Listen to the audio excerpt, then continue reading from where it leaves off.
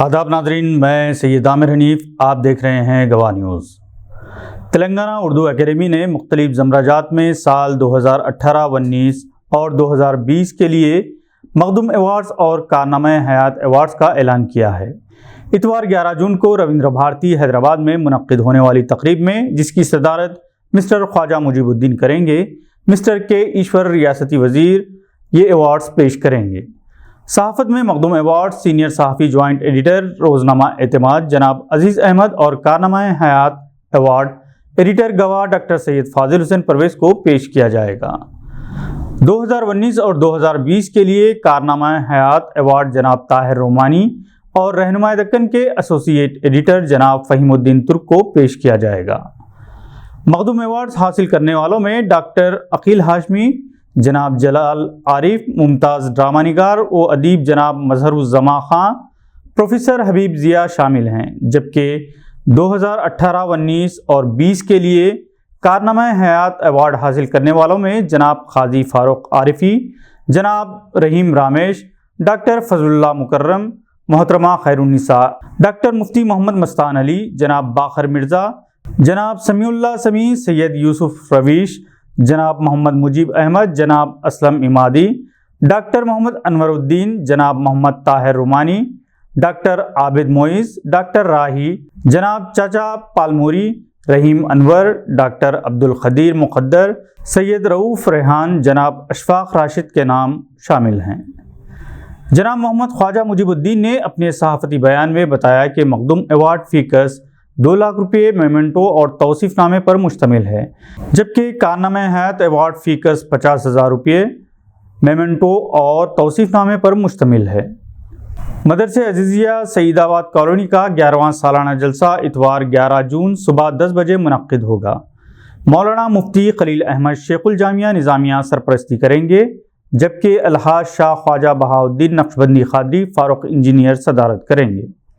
مولانا مفتی سید صادق محی الدین فہیم، مولانا عمر فاروق الہاشمی، مولانا محمد عبدالجلیل امام و خطیب مسجد عثمانیہ سرفخاص پلٹن، مولوی حافظ حکیم محمد عظمت اللہ، جناب Muhammad Jaleel Ansari chairman NRIs forum vision group of schools Hyderabad, doctor Syed Fazil Hussain Parvez editor in chief Gawah Urdu weekly اور مینیجنگ پارٹنر میڈیا پلس مہمانان خصوصی ہوں گے۔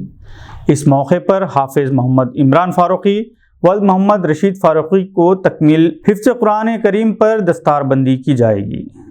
حافظ محمد جعفر محی الدین اور ڈاکٹر محمد عبدالرشید جنید بانی مدرسہ عزیزیہ نگرانی کریں گے۔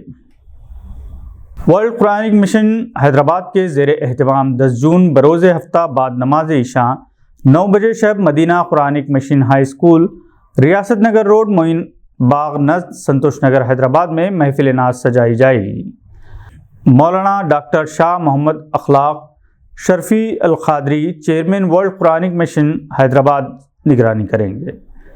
اس محفل نعت میں شہرت یافتہ ممتاز نعت خواں جناب معین قادری صاحب، جناب سید عبد المنان حسینی اور جناب شفیع اللہ خان صاحب حیدرآباد کے علاوہ معروف نعت خواں حضرات جناب محمد اخلاقی، جناب محمد سہیل رضا خان اخلاقی، جناب محمد فضیل رضا خان اخلاقی، جناب حافظ سید مدثر قادری اور جناب حافظ محمد عبدالقیوم اپنے مخصوص انداز میں عشق رسول صلی اللہ علیہ وسلم سے سجا کلام پیش کرنے کی سعادت حاصل کریں گے۔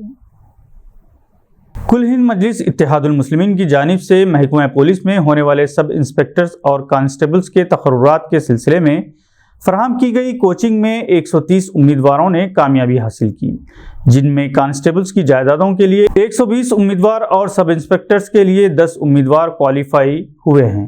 مجلس کے صدر دفتر دارالسلام میں کوالیفائی ہونے والے امیدواروں نے صدر مجلس و رکن پارلیمنٹ حیدرآباد بیرسٹر اسد الدین اویسی سے ملاقات کی اور پارٹی کی جانب سے مفت کوچنگ فراہم کرنے پر شکریہ ادا کیا۔